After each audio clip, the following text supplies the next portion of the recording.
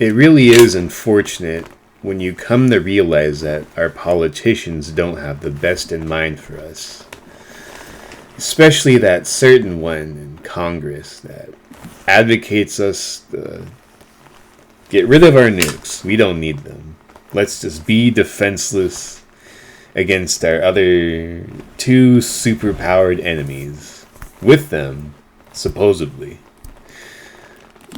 I'm kind of iffy on whether Russia's nukes are fully operable due to their corruption. China is a harder sell, but who knows? But besides that point, she's advocating weakness, defenselessness in the wake of these enemies. Because for MAD to work, you need to be able to defend yourself. Mutually assured destruction. That doesn't work if you don't have any nuclear weapons. And to stop production, we don't need to produce that many more, technically. We have other missile technologies. But what I think is that she's engaged in a number of subversive tactics. You see this with censorship going on, collective shout going after certain types of porn. And I'm not necessarily against that, but I hate corporate oppression more. And I think if you're going to ban certain unpleasantries in pornography, you have to do it correctly, in a way that makes sense and comes from the people. For it to be forced via corporations is unpleasant. So back to the other point. I think Omar does not have the best long-term intentions. I said that other thing as an example to express that I believe it's a multi-pronged approach she's taking to push a general disarmament of America.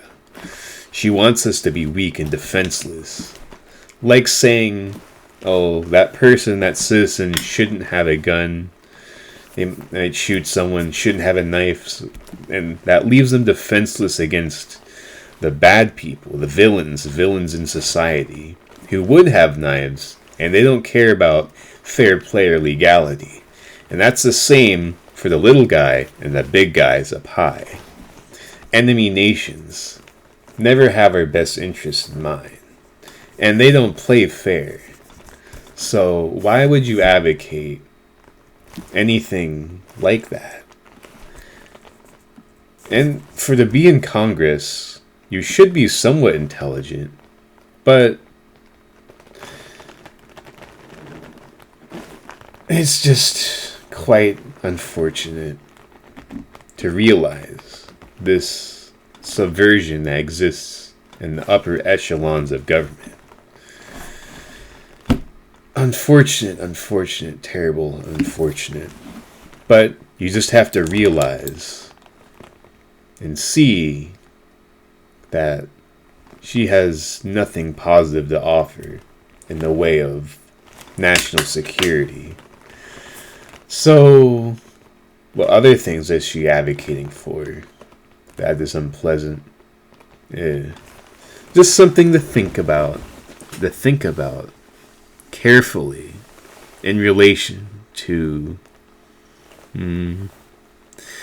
other nations being invaded by their neighbors. I'm sure Zelensky, Ukraine, would have been quite happy to have defensive capabilities, but they didn't. And as you see, nations that don't have weapons to that degree will be attacked, and their people slaughtered, kidnapped, even more unpleasant things. That's just what happens. So, it's almost treason, but that's just my opinion.